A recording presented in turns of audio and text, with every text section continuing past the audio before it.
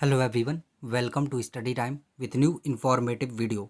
UPPSC से जो आपकी समीक्षा अधिकारी और सहायक समीक्षा अधिकारी यानी कि आरओ एआरओ की जो वैकेंसी है 2023 वाली, ये आने वाली है और बहुत ही जल्द इसका जो नोटिफिकेशन है वो आपके समक्ष होगा और निश्चित तौर पर आप इसकी ज़ोरदार तैयारी में जो है वो लगे होंगे, क्योंकि इस बार आपको जो सिलेक्शन है वो लेना है। तो हम बात करने वाले हैं कि जो आपकी आरओ और एआरओ वाली परीक्षा होती है, तो इसमें आपका जो प्री का पैटर्न है या कहें जो प्री आपकी परीक्षा होगी, तो इसमें प्रारंभिक परीक्षा में कितने प्रश्न जो है किस टॉपिक से पूछे जाते हैं और आपको किस लेवल पर जाके जो तैयारी है वो करनी है। ऐसा नहीं कि किसी सब्जेक्ट से ज़्यादा प्रश्न ही ना आते हों और आप उस सब्जेक्ट को इतना ज़्यादा टाइम दें कि बाद में पछताना पड़े। तो आपको देखना है कि किस टॉपिक से किस सब्जेक्ट से कितने प्रश्न आते हैं, उसके अकॉर्डिंग आप उसको टाइम दें, उसका सिलेबस कवर करें, उसके प्रश्नों को देखें कि किस टाइप के जो प्रश्न हैं वो पूछे जाते। तो यहाँ पर आपको बताने वाले हैं कि पहली चीज़ तो ये है कि 140 नंबर का आपका जो प्रारंभिक परीक्षा का जो एग्ज़ाम है वो होता है, जिसमें आपसे जो जीएस के 140 प्रश्न हैं वो पूछे जाते हैं। और दूसरा जो पेपर होता है वो आपका हिंदी का होता है, जिसमें 60 नंबर के प्रश्न आते हैं और 6 टॉपिक जो हैं आपके हिंदी में रहते हैं। तो अगर जीएस की बात करी जाए कि किस टॉपिक से कितने प्रश्न आते हैं, तो मेन अगर बात की जाए तो जीएस में 5 ही सब्जेक्ट होते हैं। पहला आपका हिस्ट्री होता है, दूसरा पॉलिटी, तीसरा जियोग्राफी, चौथा इकोनॉमी और पांचवा साइंस। बाकी तो इसमें करंट अफेयर्स पूछा जाता है, यूपीजी के पूछा जाता है। इसके साथ साथ आपके जनगणना के भी प्रश्न आते हैं, मैथ रीजनिंग वगैरह भी आती है। तो यहाँ पर जो मेन टॉपिक है जैसे कि आपका हिस्ट्री है, तो हिस्ट्री में आपके 3 जो पार्ट हैं उसमें डिवाइड हो जाती है, जैसे कि प्राचीन, मध्य और मॉडर्न। तो टोटल जो इसमें प्रश्नों की संख्या रहती है आपकी हिस्ट्री के, हिस्ट्री में जो आपके 17 से 20 प्रश्न के समथिंग जो हैं वो आते हैं। किसी वर्ष आपको 18 देखने को मिल जाएंगे, किसी वर्ष 19, किसी वर्ष हो सकता है 22। तो प्रश्न जो है वेरी होते रहते हैं, ज़रूरी नहीं कि कितने आए, लेकिन एक जो अंदाज़ा है कि एवरेज निकाला गया है तो वो 17 से 20 प्रश्न के समथिंग आपके हिस्ट्री से जो है पूछे जाते हैं। और इसमें भी जो आपके ज़्यादातर जो क्वेश्चन होंगे यानी कि 50% कह सकते हैं मॉडर्न इंडिया से होंगे, यानी कि मॉडर्न हिस्ट्री से। ये कह सकते हैं कि 10 क्वेश्चन के समथिंग आपके मॉडर्न से पूछ लिए जाते हैं। बाकी अगर जितने भी आते हैं 22-23 आते हैं या अगर 17-18 आते हैं तो फिर बाकी प्राचीन और मध्य में डिवाइड हो जाते हैं। तो टोटल जो है 17 से 20 क्वेश्चन के समथिंग जो है आपकी हिस्ट्री से जो क्वेश्चन है वो बनते हैं। अगर सेकंड बात की जाए पॉलिटी की, तो पॉलिटी में आपके जो क्वेश्चन है, पॉलिटी में आपके जो क्वेश्चन है वो 12 से 15 क्वेश्चन जो हैं वो आते हैं। आपका सारा संविधान वगैरह और हाई कोर्ट और सुप्रीम कोर्ट, ये सारी चीज़ें, राज्यपाल, प्रधानमंत्री, राष्ट्रपति, ये सारी चीज़ें हैं, डीपीएसपी। तो इन सब को मिला के आपके जो पॉलिटी में है 12 से 15 के क्वेश्चन के समथिंग जो है वो बन जाते हैं। और एवरेज पिछले वर्षों में यही देखने को मिला है जो आपका आरओ वाला एग्ज़ाम हुआ है।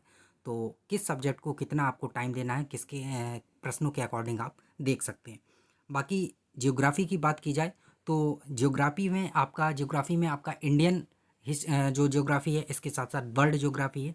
तो उसमें जो प्रश्न है वर्ल्ड ज्योग्राफी से काफ़ी कम प्रश्न जो हैं वो देखने को मिलते हैं। इंडियन ज्योग्राफी से ठीक ठाक जो प्रश्न हैं वो आते हैं। तो टोटल जो ज्योग्राफी के प्रश्नों की संख्या है वो 20 से 22 के समथिंग हो जाती है। अगर यहाँ पर जियोग्राफी के प्रश्नों की बात की जाए तो 20 से 22 जो प्रश्न हैं वो आपके आते हैं। अब अगला जो सब्जेक्ट है वो है इकोनॉमी। तो इकोनॉमी में आपको पता है कि करंट को रिलेट करके ही जो आपसे क्वेश्चन है वो पूछे जाते हैं। और इसमें आपके जो बजट है उसको मिला लें, इकोनॉमिक सर्वे है इसको मिला लें, तो इन दोनों को मिलाने के बाद ही आपका जो 12 से 15 क्वेश्चन है वो इकोनॉमी से भी हो जाता है। तो टोटल 12 से 15 क्वेश्चन जो है इकोनॉमी से हो जाते हैं। अगर वैसे एज अ सब्जेक्ट देखें तो सिर्फ आपके 5 क्वेश्चन के समथिंग ही पूछे जाएंगे, लेकिन बजट और इकोनॉमिक सर्वे इन दोनों को मिला के आपके 12 से 15 क्वेश्चन भी हो जाते हैं और 2-3 क्वेश्चन करंट से रिलेट करके पूछ लेते हैं। तो टोटल अगर इकोनॉमी की बात की जाए तो 12 से 15 क्वेश्चन के समथिंग आपके बन जाते हैं। अगला सब्जेक्ट जो है वो है साइंस। और साइंस में भी पता है आपको 3 पार्ट होते हैं, जैसे कि आपकी केमिस्ट्री हो गई, फिजिक्स हो गई, बायो हो गई। तो बायो के जो क्वेश्चन है वो सबसे ज़्यादा पूछे जाते हैं। तो बायो को आपको काफ़ी अच्छे से जो तैयार है वो करना है। और केमिस्ट्री से आपके सबसे कम जो प्रश्न हैं वो आते हैं, 2 या 3 प्रश्न देखने को ही आपको केमिस्ट्री से मिलेंगे। तो टोटल साइंस में जो है आपका जो प्रश्नों की संख्या है वो 21 से 23 के समथिंग जो है वो रहती है। कह सकते हैं कि 20 के आसपास जो आपके प्रश्नों की संख्या वो बनी रहती है, जिसमें आपका बायो से सबसे ज़्यादा क्वेश्चन पूछने को मिलते देखने को मिलते हैं। लगभग 10 क्वेश्चन आपको देखने को मिल ही जाएंगे कि बायो से। बाकी केमिस्ट्री और उससे फिजिक्स से क्वेश्चन भी देखने को मिलते हैं, लेकिन केमिस्ट्री से बहुत ही कम। हो सकता है 2 क्वेश्चन देखने को मिले, हो सकता है 1 क्वेश्चन देखने को मिले। तो केमिस्ट्री को आपको उतना ज़्यादा जो टाइम वगैरह है वो नहीं देना है। अगली बात की जाए यूपी जीके की, तो यूपी जीके का कितना इम्पोर्टेंट रोल हो गया है ये आप सभी जानते हैं कि जो यूपी की परीक्षाएं होती हैं उसमें यूपी जीके तो पूछता ही है, स्टेट का आपका जीके तो पूछता ही है। लेकिन आपको पीसीएस का पता है कि यूपी पीएससी ने जो पीसीएस एग्ज़ाम था उसमें जो आपका यूपी जीके का मेंस में एक जो सब्जेक्ट है वो डाल दिया है, एक पेपर है जो वो कर दिया है। तो कितना रोल जो है महत्वपूर्ण हो जाता है यूपी जीके का। तो यूपी जीके के भी आपके जो क्वेश्चन पूछे जाते हैं वो लगभग 5 से 7 क्वेश्चन यूपी जीके के बन जाते हैं आपके आर ओ के एग्ज़ाम में, और ऐसा पिछले वर्षों में देखा भी गया है। करंट की बात की जाए तो करंट को अगर हम एक एज अ सब्जेक्ट ले लेना तो भी कह सकते हैं कि हाँ ठीक है, क्योंकि इसमें बाकी सारे सब्जेक्ट की तुलना में सबसे ज़्यादा जो प्रश्न हैं वो देखने को मिलते हैं।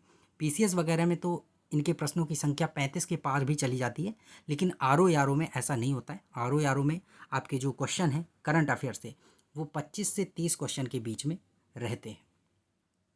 25 से 30 क्वेश्चन आपके करंट अफेयर्स से बन जाते हैं। तो आपको करंट अफेयर्स पे अच्छा जो फोकस है वो बना के रखना होगा। बात करें अगर जनगणना की, तो जनगणना से भी आपके 3 से 5 प्रश्न के समथिंग जो है वो आ जाते हैं।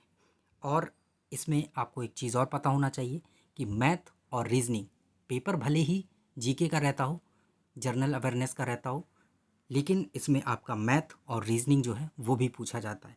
तो मैथ और रीजनिंग के जो है 10 से 15 क्वेश्चन के समथिंग जो है आते हैं। तो आपको जो रीजनिंग है उसकी प्रैक्टिस अच्छे से करते रहना है। ऐसा नहीं है कि आपको बड़ी सी बुक लेनी है और एकदम मैथ और रीजनिंग लगाते रहना है, ऐसा नहीं है। आप प्रैक्टिस सेट लगाइए आर ओ पेपर की, तो उसमें आपको जो क्वेश्चन मिलेंगे उससे ही आप इन जो 10 से 15 क्वेश्चन हैं इनको कवर आसानी से कर सकते हैं। तो ये जो सब्जेक्ट थे history, polity, geography, economy, science, UPG के करंट, जनगणना, मैथ्स, रीजनिंग, इन सब से कितने कितने क्वेश्चन आते हैं ये सारी चीज़ें यहाँ पर आपको डिटेल में बता दी गई हैं।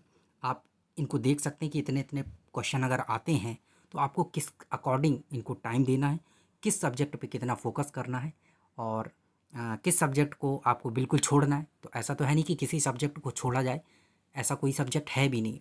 अगर छोड़ देंगे तो हो सकता है कि आप मेरिट से उतना ही ज़्यादा नीचे हो जाएं। तो कौन सा सब्जेक्ट कितना महत्वपूर्ण रोल प्ले करता है वो आपने देख ही लिया है। बाकी सेकंड पार्ट जो है वो आपका हिंदी है, तो उसमें 6 टॉपिक होते हैं और सभी से बराबर जो क्वेश्चन है वो पूछे जाते हैं, यानी कि सभी से 10-10 क्वेश्चन जो है आपके पर्यायवाची, तत्सम, विलोम, ये सब इनसे 10-10 जो प्रश्न हैं वो आते हैं। तो उसमें तो कहीं कोई वो रहता नहीं है। बाकी जीके में ऊपर नीचे होते हैं, वो भी 2-4 क्वेश्चन ऊपर नीचे, लेकिन आपको पढ़ना तो उसी अकॉर्डिंग पड़ेगा ही कि सिलेबस में दिया है तो आपको कंप्लीट जो है तैयारी करके रखनी होगी।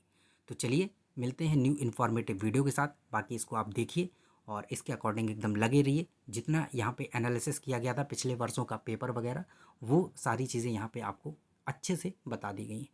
तो चलिए मिलते हैं न्यू इन्फॉर्मेटिव वीडियो के साथ। और अभी तक आपने चैनल सब्सक्राइब नहीं किया तो चैनल को सब्सक्राइब ज़रूर कर लें, ताकि ऐसी ही इन्फॉर्मेटिव वीडियोस लगातार आपको मिलती रहें। Thank you.